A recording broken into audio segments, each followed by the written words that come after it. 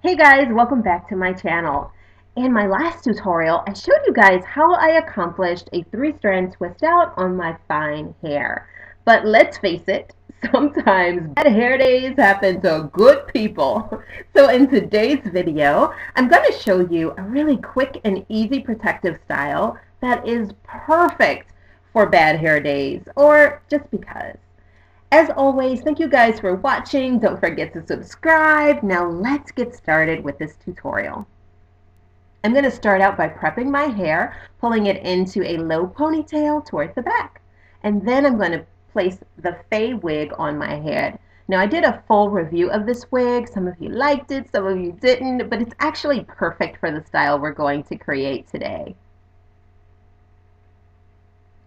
The wig itself is nicely textured. It's very similar to a blowout.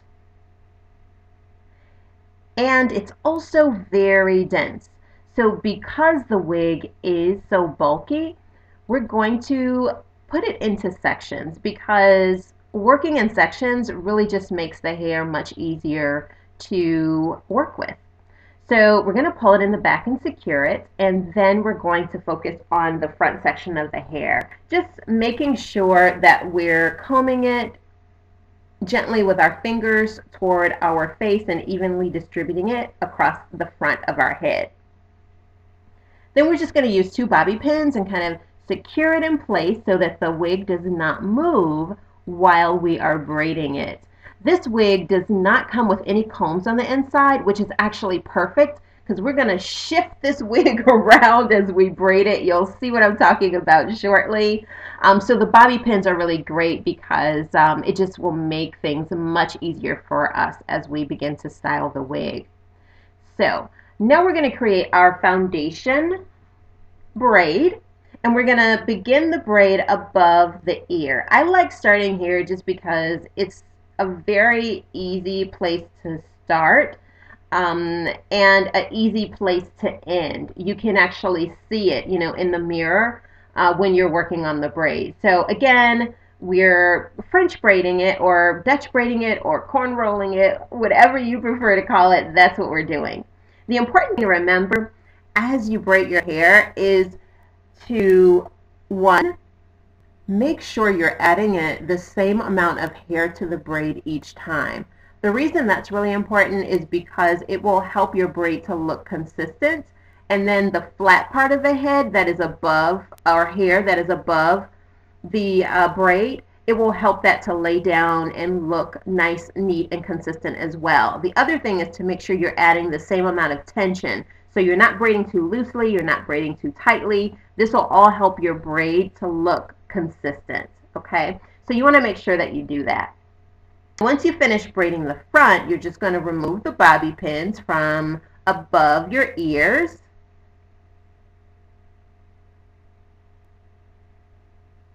And then you are going to spin this bad boy around. Yes. So we're going to shift the wig. And the reason we're shifting it, and then we'll release the hair in the back.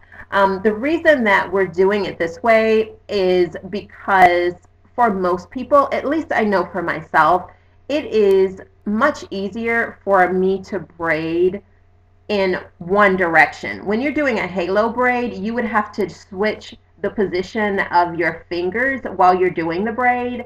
And I'm just not, talented enough to do that. So if I shift the wig around my head, it makes it much easier to get a consistent looking braid, to make sure again that I'm doing all these important things like adding the same amount of hair to the braid each time, keeping my braid tension consistent each time. It just makes things much easier, and I can actually see what I'm doing because I'm pulling, or I'm shifting the braid or the braided section of the hair that I'm working on toward the front so I can see it in the mirror. Sorry guys, I'm having a difficult time talking.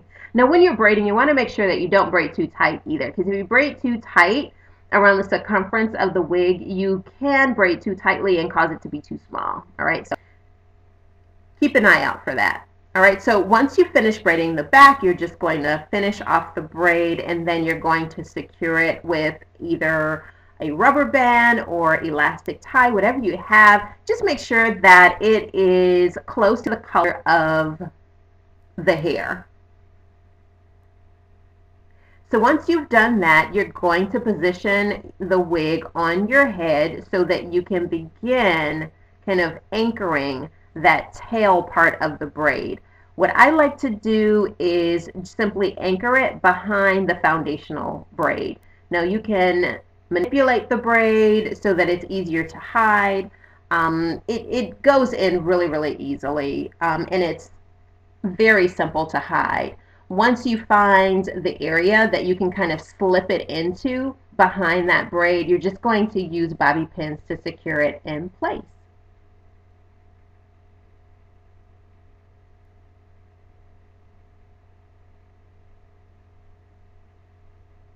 So once you've done that, you're going to begin kind of figuring out how you want to wear the wig on your head.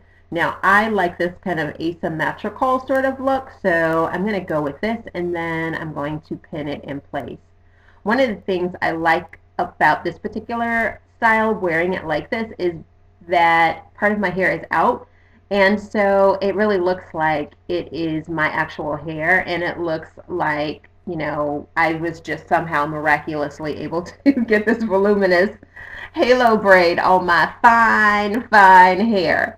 So again, once you have positioned it properly, you just want to place your bobby pins in so that the wig feels secure. Then you kind of clean up your edges, you know, and here, I wanted to show you guys this because see how seamlessly it blends in. Even though my hair texture is different from this actual wig, it looks flawless. Alright, so if you want to have a really polished look to the wig, you could take a little of a pomade or a little bit of gel and just rub it over the braid in any sections where the ends of the hair are kind of sticking out. Because you did one consistent braid, it isn't, you know, out of the ordinary for something like that to happen. So I hope you guys like this tutorial. I hope that you enjoy the style. Thank you guys for watching. If you enjoyed what you saw, don't forget to share. And I will see you next time. Bye.